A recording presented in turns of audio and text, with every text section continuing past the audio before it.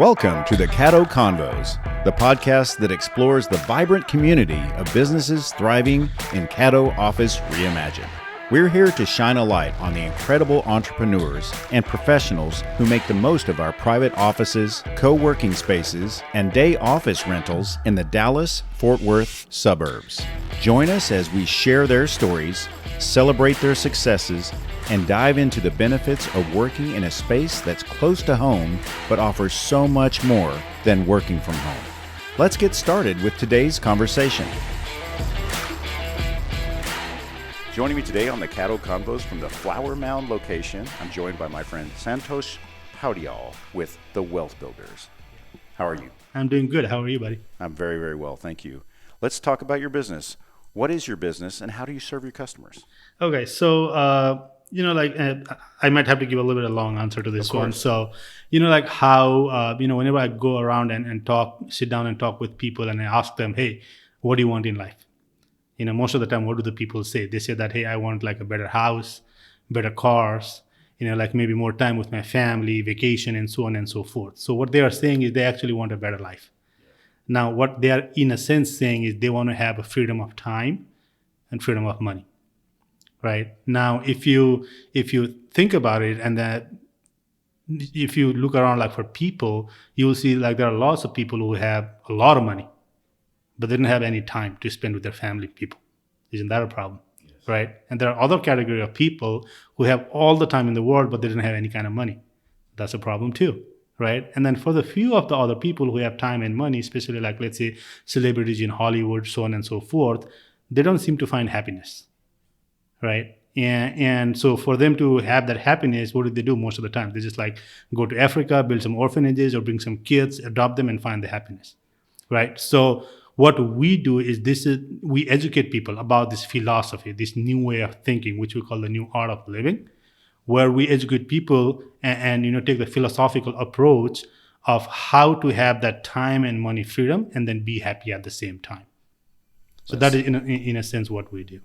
That's the new art of living. Yes. That's pretty great. Excellent. So tell me about your typical customer. I mean, you're looking for somebody that wants that perfect triangle, I guess. Right? Yeah, absolutely. So tell me, who do you typically serve? Well, I mean, I don't think there's any specific way that we serve any customers or so on. What we do is we do lots of like workshops, and then like a presentations in a groups, and then we can do this in an individual setup as well. And then what we do is we try to sit down with them. We try to educate them about this, like how money works, for example, like let's say. Right? What are some of the rules that is around the money that people can follow? What are some of the goals that they should be setting aside? And what we do is we sit down with them. We just try to understand their finances, right? And then what are the goals that they have? So there's an initiation point and there is a destination point that they have.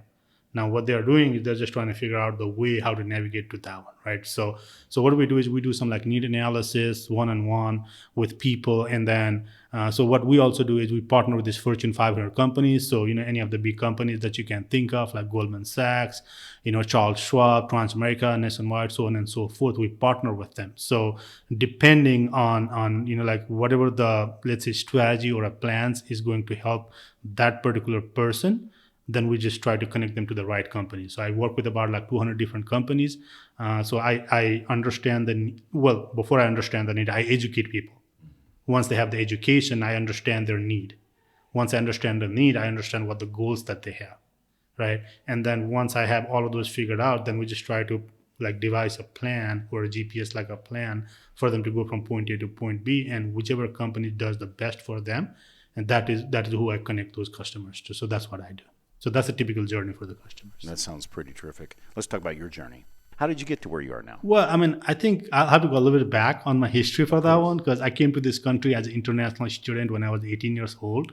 So, I mean, what we tend to do, and I'm pretty sure you'll agree with this one, is we tend to do what our circle does. So like, all of my friends, they were just coming to America, getting higher educations. I was like, I don't want to miss that. So I just came here, finished my bachelor's and master's with the goal that I'll find a decent corporate job, right? And that is what most of us are like walking in the path of. And while doing my corporate job, because I majored in finance and business, I finished my MBA. And then so I went on to work for corporate. And in the beginning, it was good, but then again, now after a while, it kind of like that monotonous life starts kicking in. Loving Friday afternoons, right, and then being anxious on Sunday afternoon, and then being depressed Monday through Friday.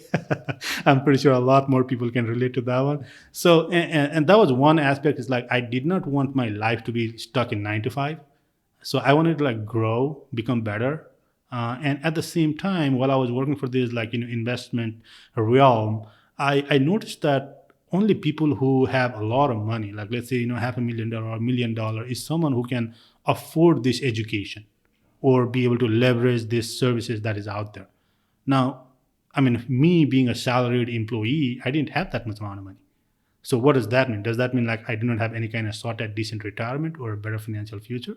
And I did not like that idea.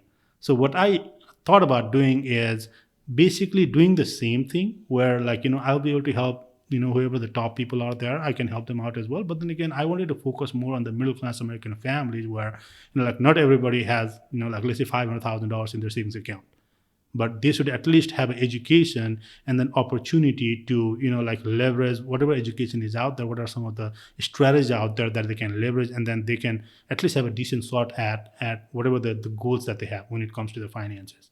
So that was because I used to be pissed off, to be honest with you. Like when I was working for those companies, I was trying to make those companies and the CEOs rich, but I was making myself poor, right? And I did not want me to be in that situation, and I did not want other people to be in the similar situation either. So if there was anything that I could do to change that through education, I thought that would be a way to go. So that is when I we kind of gave up with corporate, and then I just took this entrepreneur approach of where like I educate people and then try to help them out with whatever services that we have. I know you've met a lot of different people in your time that you've helped. You mentioned the journey. So tell me a customer journey of they sat down with you, they didn't know what they didn't know, and you've helped them to ideally financial stability, have their time back. Give me an example without mentioning names. Yeah, absolutely, 100%. And I really like when you say like you don't know what you don't know, because obviously there are three types of information, right? It's information that you know, information that you don't know, and information that you don't know that you don't know. Right. And the third one kills you. Yes. Right. So let me give you an example, and I sit with like lots of different clients. So I'm going to give you an example of one of my friend and his kids. Now, if you think about it, in America there are two types of parents, right? One of them who are responsible, and another one who is not that so responsible, right? Responsible, not so responsible. Yeah. Now, whenever it comes to like let's say government's grants or scholarships, who gets it?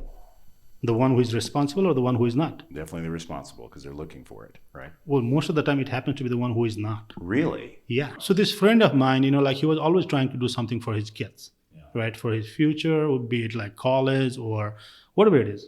Now, if you walk into a bank or any financial institutions, majority of the time, what do they try to like? I mean, whenever it comes to kids, what do they say? They say, hey, just open up a 529 account. I went through the same situation as well. But then again, like, I mean, in the US, we never have shortages of all of these financial products. What we lack is the education about how they work. What are some of the restrictions? What are some of the limitations of it, right? And then, so, I mean, like he went, just like any other person, he went to a bank and then they offered him 529. He didn't like it because of the restrictions in his nature. And another thing is, like, you having or not having a 529, how is that going to affect you or your kid when they try to go to college and try to apply for a FAFSA? Oh, yeah. Because most of the people, they do not read the fine lines, but then the details are there, right? And not everybody communicates about those things. Because there's a limit. If you have one, you can't get the other in some cases. Or there might be some kind of limitations where you having certain, like, let's say you having 529 might disqualify you from this course. Now, the very thing that you're doing to help your kid is in a way hurting the kid, right? So I sat down with them, just like, followed the same approach, that educated him about like some of the rules around money, like, I mean, how wealth is created, for example, because at the end of the day, we're trying to create wealth for the kids for college, right? But then again, school or education is maybe one of the very many milestones that a kid has, right? The kid's going to go to college. He might get married. He's going to buy a house. He might want to do business. He might want to go on vacation, right? Now, does that 529 basically serve all of these purposes or not? No, people do not like see it that way. We only see education because that is the first in line whenever it comes to our kids. But then again, what are you going to like handle for all the subsequent milestones? Because if you are a parent and for those milestones, you tend to kind of like draw the money out of your retirement for those funding those things. Now that is going to put a burden on your retirement as well, because you might not be able to retire properly because of that. Right. So what we do is we sit down with them. I sat down with that like a friend of mine. I like showed him what are some of the options that is available, and I was able to just like get him into like a strategy where he doesn't have a restrictions on colleges, on the money that he's putting aside for his kid. You can use it for college. You can use it to buy his first car, to get married. Open up a business, so on and so forth. So there are there are strategies out there. It's just that not everybody knows about those things. And then I was able to get that to him, and he was pretty happy with what he got, given the situation that he don't have to be restricted only to college, but he can basically handle everything that a kid has. And one move of him doing that move, he just basically set his kid for not only college but throughout the retirement. Right. So that's what we helped him out with. So preparing them for the full journey. Not just a portion of, and that's the trick is parents want their kids to go to college. So when they're sold a 529, they're like, okay, I've got that covered or something like that. But in my case, because I have adult children, and that's the trick is, okay, well, we got them to college and we're fine there, but they're going to graduate soon. To your point, where are their additional needs going to come from at that point? So it sounds like you walked this friend through that to make sure that now they and plus that's the other trick is a lot of the parents don't think about, okay, well, my retirement is in play now, and that's a source of money that may need to be applied. So you're looking at a lifelong, comprehensive plan. And another thing, a funny thing is, like, let's say you open up a 529, right, for the kids' college. Your kid is like, I don't know, I have an 8-year-old, and her college is like 10 years away. I cannot guarantee that in that next 10 years she's going to say, I'm going to go to college. True. She might say, you know what, Dad, screw college. I don't want to go to college. Yeah, I want to go to trade school. I want to be a welder. Exactly. It's like it's something different. So if that was the case, then what are you going to do with all the money that is saved up in that account, which you cannot use for anything else? Now, why would you want to put yourself in the situation where now you have to pay taxes or penalties on taking the money out? Why don't you just be better educated about these things and then just try to find out what is right for you and then just go that course? So those are the education that we provide to all of our clients or people. Yeah, what you don't know, that you don't know. Yeah, exactly. Yeah, you don't. What you don't know. Yeah. And it definitely keeps you up at night. Oh yeah, absolutely. I mean, myself included, because for the first like 5-6 years, the only option that I would get from people is like 529 kids, 529 kids, 529. But I didn't like it, because I mean, what if she doesn't want to go to college? Now what am I going to do with the money? I don't want to pay taxes on that one. I don't want to pay penalty on it. So what options do I have? So I'm happy that I've done it for myself at the first, because and then I have basically communicated the same thing to other people to see if that's going to help them out. Very, very terrific. What's the best way for people to reach you? How do you like to be reached? Well, they can call me. They can email me. I have office here as well. At the Flower Mound Caddo. Yeah, Flower Mound Caddo office. So they can just come visit. meet me. Yeah, come visit. They can get my information up front. I can leave that. So yeah, that is essentially how they can reach me. And then if, like, let's say, they want, like, let's say a few of their family members learn about these things as well, I don't mind just going over, like, to a coffee shop or something and then just try to give them education about these things as well. So that's pretty terrific. Yeah. That's great. And all of your contact information that we've shared will go into the show notes. So if you're listening to this and want to know more, just scroll down on Apple or wherever you're taking in this podcast, and your contact information will be there for them. That's terrific. Parting thoughts for people who don't know what they don't know. A couple of them, I would say. So what is the first one? I'm just trying to think here. What I have realized in my journey in the US, which is about 23 years now, is, all of the people that we have around, most of the time we have like entertainment budget. Every year, like, we plan vacations, so on and so forth, but not a lot of people have a self-improvement budget, right? Entertainment gives you enjoy. Self-improvement gives you joy. Yes. Right? So I would recommend, people to just, spend some, amount of money for self-improvement as well. And then it's not like a new idea. If we follow, let's say, athletes or somebody who is, performing on a high level, self-improvement is a crucial part of their growth, right? And so I would recommend people just like, look into that as well, because, all of these like mental health issues or people not being happy and so on and so forth, it all comes down to like, some aspect of self-improvement not happening. But then again, just because I'm saying that doesn't mean like, people have to follow that, because whenever we come up with like, let's say a new idea, there are three things we can do. Either we can accept the idea, or we can reject the idea, or we can neglect the idea, right? I'm not telling anyone to accept the idea, reject the idea, or neglect the idea. But then again, at least give that idea a thought. See how you can leverage that, if you can. Because my life got changed because of self-improvement, right? And it's a real deal. So, and then this financial education, because if you think about it, and if you just like go to Google or ChatGPT even today, and if you ask, hey, what is the biggest regret of North Americans? The first answer you get is not being able to, like save enough or not have the right type of education. So if you have the right type of like financial education, and if you leverage self-improvement with that, the combination of those two, it's really going to help you live a blissful life. So so I recommend like people, just do that, and I'll be happy to talk to people, about these things, whatever I have learned, because I believe in giving back, paying it forward. So so I'm happy to talk to them about in further details about these things. So like I said, make self-improvement part of your journey, because this is the statistics, and this is a funny one, because once people graduate from college, majority of the people don't even read a book, let alone self-improvement book, right? And so there are like books that is gonna like give me all the ammunitions for you to live a better life than what it is. So if you want some growth, if you want to become better, self-improvement is the way to go.